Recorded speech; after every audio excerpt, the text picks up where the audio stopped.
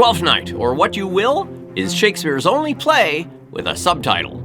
Why, in the course of writing some 38 or so plays, did Shakespeare feel the need to grace this one play with a subtitle? I would contend that it is because the title, Twelfth Night, has virtually nothing to do with the play itself.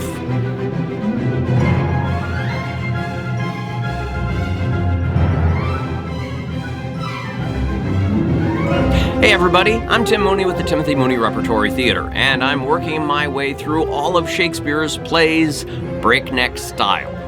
This summer of 2024, I'm working on bringing my one-man version of Breakneck Twelfth Night to festivals around the United States. Check the notes below for locations, which will then be available on tour to schools for years to come. This explainer is going out to my loyal Patreon supporters and then onto my breakneckshakespeare.com site before settling in for the long haul on YouTube, where you can hit like or subscribe below to keep up with the new stuff. However you found it, or it found you, welcome. If you'd like to join us on Patreon for early access and some fun occasional swag, you can find that at patreon.com/TimMooneyRep. Now, Twelfth Night. When I first read Twelfth Night as a high school student, I was eager to read this play, seemingly Shakespeare's only play about Christmas. I had my priorities. After all, Twelfth Night is a reference to the 12 Nights of Christmas, so surely there would be something about giving presents, snow, winter, maybe not so much about Santa Claus, but singing carols, putting up a tree, or the baby Jesus or something. Of course, I found myself getting caught up in the story. Twins Viola and Sebastian separated by a shipwreck. The girl twin, Viola, dressing as a boy, Cesario, and falling in love with her master who thought she was a man, and who assigned her to woo the Countess Olivia on his behalf, who immediately proceeded to fall in love with Cesario. It was intriguing, kind of sexy and scandalous. I didn't get all the dirty jokes, but I could tell there were some there. And I especially enjoyed seeing the prudish Malvolio get his comeuppance, and even getting somewhat tormented as a result. And so I forgot that this play was supposed to be about Christmas, and I enjoyed it, though there was still some subconscious awareness of an expectation left unfulfilled. And even when I came back to this play some 40 years later, I still had this expectation in the back of my head, only to pick it up once again and be reminded, no, there is nothing about Christmas here. Twelfth Night was their big night to throw parties.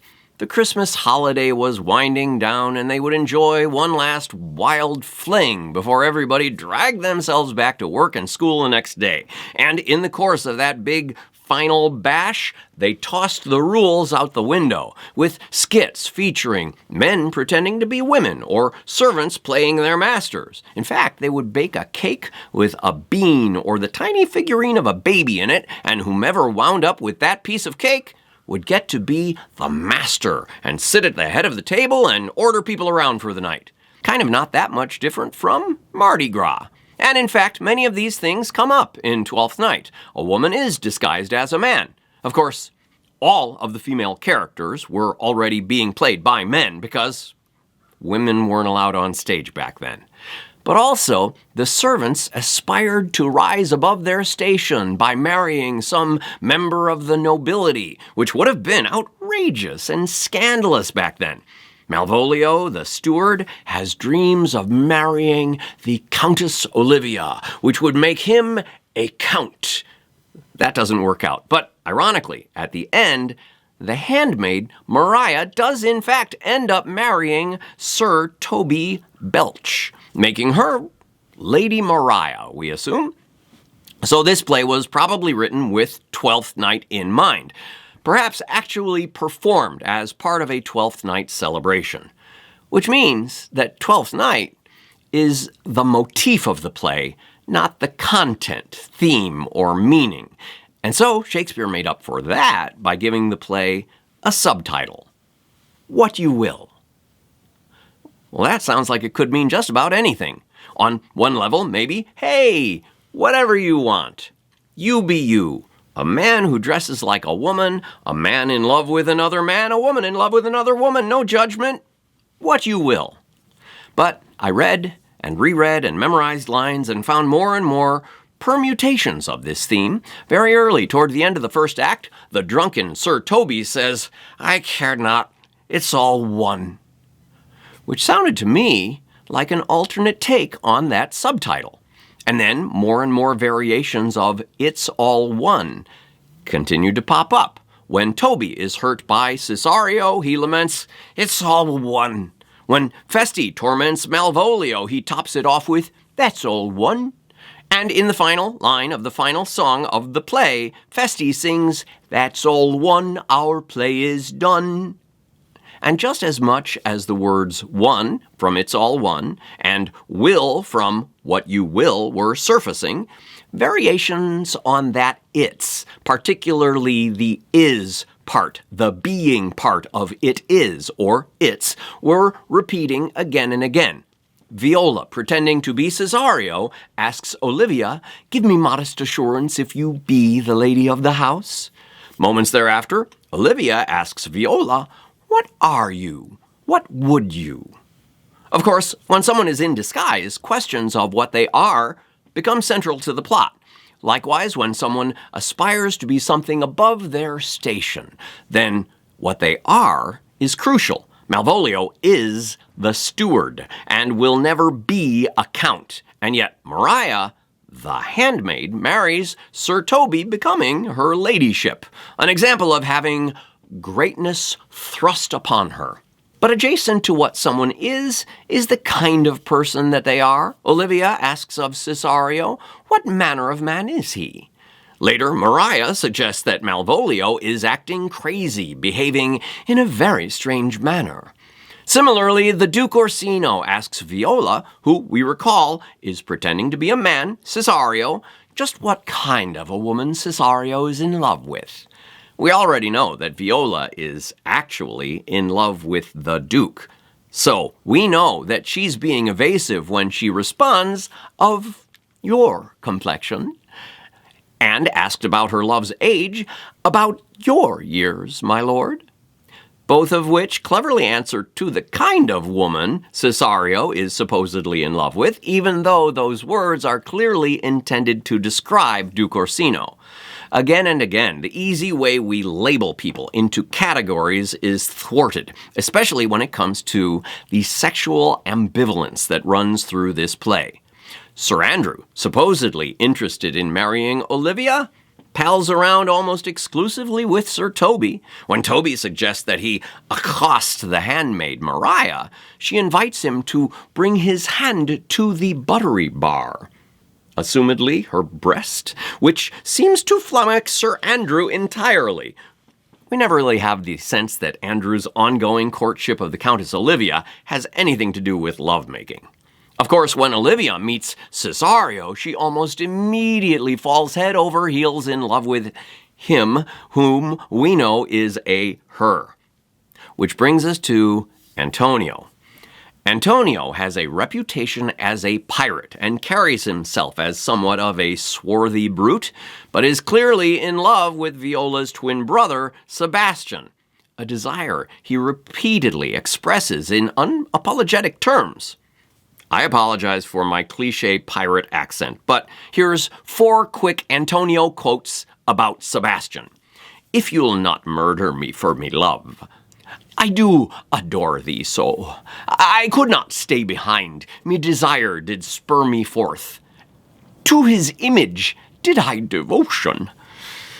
No, as far as we know, Antonio never consummates his relationship with Sebastian. Nor does Olivia make love to Viola/Cesario, nor does Orsino get intimate with Cesario/Viola. But we cannot help but observe that Shakespeare is dancing around these traditional sexual boundaries. Which is why "It's All One" strikes me as an alternate subtitle. Perhaps sexuality is all one. Perhaps class is all one. Perhaps sanity and madness are all one. And in the big picture, humanity is all one, not divided into neat categories. But the other word that keeps popping up is so. When we say that a person is so, we are fixing into place the kind of person they are. Once again, Shakespeare reminds us repeatedly that one's manner of being is way more fluid than we assume. When Illyria, who has declared herself as unavailable through the course of mourning for her brother, suddenly falls in love, madly in love, with Viola, she insists, "What is decreed must be, and be this so." When Feste the clown confronts Sebastian, who, of course, looks like Viola's alter ego, Cesario, he argues, "No, I do not know you, nor am I sent to you by me lady, nor your name is not Master Cesario, nor this is not me nose neither. Nothing that is so, is so." When Olivia finally gets Cesario, not knowing that this is Viola's twin Sebastian, to agree to be ruled by me, she exclaims, "Oh, say so, and so be." Shortly thereafter, Feste disguises himself as the parson Sirtopus and shrugs off the lie of his pretense by saying, "That is, so I, being Master Parson, am Master Parson. For what is that but that, and is but is?"